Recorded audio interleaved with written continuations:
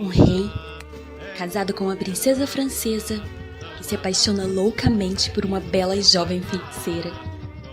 Parece conto de fadas, porém é a história de uma das mais importantes entidades, que quando viva foi uma grande influência política para o rei da Espanha.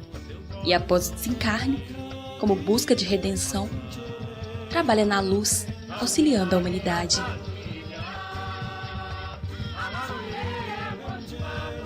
Maria Padilha era filha de Juan Garcia de Padilha e Maria González de Enestrosa. Nasceu e cresceu em Sevilha, na Espanha, por volta do ano de 1334. Pertencia a uma nobre família castelhana, os Padilha, originários de Padilha de Abarro, e seus membros foram sempre pessoas destacadas na sociedade da época. Linda, sedutora e muito à frente de seu tempo, Maria despertava um misto de paixões, encantamento e uma certa estranheza numa sociedade tão patriarcal. Certo dia, Padilha foi apresentada por João Afonso de Albuquerque, ou o Senhor de Albuquerque, a Dom Pedro I de Castela, o futuro rei, que mais tarde ficaria conhecido pelos espanhóis como o Cruel. Conta-se que logo que apresentados, fulminaram-se de paixões um pelo outro, e mesmo às escondidas começaram um grande e tórrido caso de amor.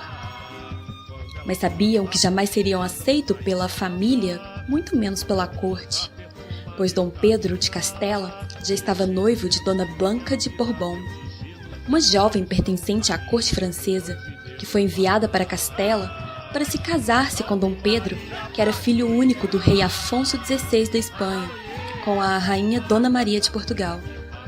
Dom Pedro já estava para assumir o reinado do pai, e este casamento traria excelentes benefícios políticos para a corte espanhola e portuguesa. Pressionado, Dom Pedro não viu outra solução, e mesmo contra a vontade, em 3 de junho do mesmo ano, houve a cerimônia de casamento do agora rei de Castela com Blanca de Borbón. Diziam as más línguas que Maria Padilha trabalhava no ocultismo com um judeu cabalista que a ensinou muitas magias. Isso nunca ficou comprovado, mas a verdade é que não se sabe se por sua deslumbrante beleza ou pelos tais feitiços, Maria conseguiu dominar o rei de Castela completamente. Enlouquecido de paixão, apenas 3 dias depois do casamento, o Cruel rompe aliança com a França, abandona a esposa e vai atrás de Padilha. Após uma breve reconciliação com seu amado, Padilha parte com ele para Olmedo, onde se casam secretamente. Maria passa então a viver com o rei em um luxuoso e deslumbrante castelo em Sevilha, que foi construído e presenteado a ela pelo seu amado. O casal teve 4 filhos, sendo que o primogênito morreu em idade tenra. E tudo estava bem até que o partido político adverso a Dom Pedro descobre que ele havia se casado secretamente e exerce pressão política contra seu reinado, intimando assim o então rei a retomar como Blanca, sua esposa. Só que isso nunca chegou a acontecer, e em 1361, Blanca de Borbón é misteriosamente envenenada e morta aos 25 anos de idade. Só que mais uma vez, o destino se colocou entre os amantes.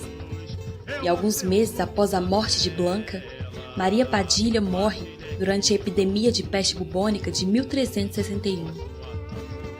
Arrasado, o rei fez seu velório e enterro como o de uma grande rainha, fazendo inclusive com que seus súditos beijassem as mãos do corpo da falecida, mesmo com o risco de contrair peste. Depois ela foi enterrada nos jardins de seu castelo. Dom Pedro I de Castela nunca se conformou com a morte prematura da sua amada, tanto que lutou para que ela fosse reconhecida pelos nobres como sua primeira e única esposa. E conseguiu. Assim, 1 ano depois, a corte ratificou a afirmação de seu rei e assumiu Maria Padilha como a legítima rainha da Espanha. Com a confirmação de que Maria Padilha foi a única esposa do rei, Seus restos mortais foram transferidos para a Capela dos Reis, na capital de Sevilha, onde se encontra até hoje. Alguns anos depois, o rei também veio a falecer, pelas mãos de seu meio-irmão bastardo, que acabou assumindo seu posto de rei de Castela.